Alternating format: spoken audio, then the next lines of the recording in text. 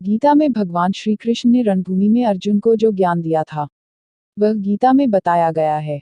गीता में कुल 18 अध्याय हैं और उन सभी का अपना अलग अलग महत्व है। आइए जानते हैं गीता के पहला अध्याय का महत्व क्या है। गीता प्रथम अध्याय पाठ का महत्व और लाभ। गीता प्रथम अध्याय का महत्व। एक समय पार्वती जी ने पूछा है, महादेव जी, किस ज्ञान के बल पर संसार के सब लोग आपको शिव कहकर पूजते हैं। वृक्षाला उड़े और अपने सभी अंगों में शमशान की विभूति लगाएं, गले में सर्प और नर मुंडों की माला पहने हुए हो। इनमें तो कोई भी पवित्र नहीं, फिर आप किस ज्ञान से पवित्र माने जाते हैं। तब महादेव ने उत्तर दिया कि हे प्रिय, सुनो, मैं गीता ज्ञान को अपने हृदय में धारण करने से पवित्र माना जाता हूँ। इस ज्ञान से मुझे बाहर के कर्म नहीं व्यापते।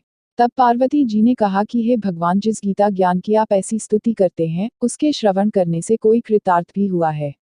महादेव ने उत्तर देते हुए कहा कि इस ज्ञान को सुनकर बहुत से जीव कृतार्थ हुए हैं और आगे भी होंगे। मैं तुम्हें एक पुरातन कथा कहता हूँ, तुम सुनो। एक समय पाताल लोक में शेषनाग की शैया पर श्री नारायण जी नैन मूंद कर आनंद में मग्न थे।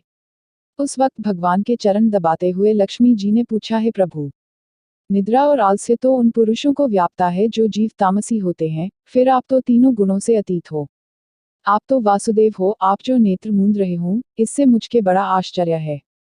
नारायण जी ने उत्तर देते हुए कहा, हे लक्ष्मी, मुझको निद्रा आलस्य नहीं व्यापता। एक शब्द रूप जो भगवद गीता है उसमें जो ज्ञान है उसके आकार रूप है। यह गीता शब्द रूप अवतार है। इस गीता में यह अंग है, 5 अध्याय मेरे मुख है, 10 अध्याय मेरी भुजा है, 16वां अध्याय मेरा हृदय और मन और मेरा उदर है, 17वां अध्याय मेरी जंघा है, 18वां अध्याय मेरे चरण है।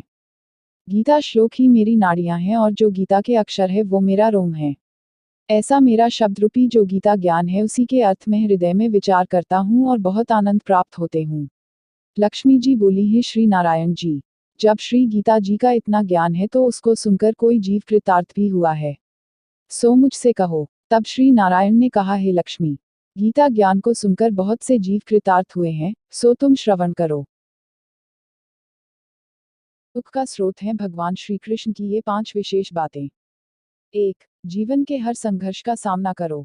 श्री कृष्ण कहते हैं कि व्यक्ति का जन्म अगर पृथ्वी पर हुआ है तो संघर्ष भी उसे करना ही होगा। मानव जीवन में आकर ईश्वर भी सांसारिक चुनौतियों से बच नहीं सकते। ऐसे में परिस्थितियों से भागने के बजाय उसके सामने डटकर खड़े हो जाना चाहिए, क्योंकि कर्म करना ही मानव जीवन का पहला कर्तव्य है।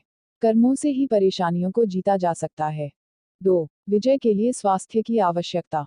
श्री कृष्ण का मानना है कि व्यक्ति को विजय हासिल करने के लिए स्वस्थ रहना जरूरी है, क्योंकि स्वस्थ शरीर से बल प्राप्त होता है और दिमाग भी विपरीत परिस्थितियों में तीव्रता से चलता है, जिसके कारण व्यक्ति हर लड़ाई में सफलता पाता है।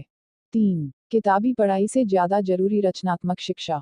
भगवान श्री कृष्ण के अनुसार शिक्षा ऐसी होनी चाहिए जो मनुष्य के व्यक्तित्व का रचनात्मक विकास करे, यानी कि मात्र किताबी पढ़ाई ही नहीं, व्यक्ति को जीवन के हर एक पहलू से कुछ न कुछ सीखते रहना चाहिए और अन्य कलात्मक क्षेत्रों में भी आगे बढ़ना चाहिए। 4. रिश्तों की बहुमूल्यता समझें। भगवान श्री कृष्ण ने जीवन भर कभी उन लोगों का साथ नहीं छोड़ा जिनको मन से अपना माना। रिश्तों के लिए कृष्ण ने कई लड़ाइयां लड़ी एवं रिश्तों से ही कई लड़ाइयां जीती। उनकी यही बातें इस बात का संकेत हैं कि सांसारिक इंसान की सबसे बड़ी धरोहर रिश्ते ही हैं। 5. शांति ही है सबसे बड़ा हथियार। कृष्ण ने महाभारत युद्ध के पहले शांति से समझौता करने के लिए पांडवों और कौरवों के बीच मध्यस्थता की। हालांकि दोनों ही पक्ष युद्ध लड़ने के लिए आतुर थे, लेकिन कृष्ण ने हमेशा चाहा कि कैसे भी युद्ध टल जाए। झगड़ों से कभी समस्याओं का समाधान नहीं होता है। शांति के मार्ग पर चलकर ही समाज का रचनात्मक विकास हो सकता है।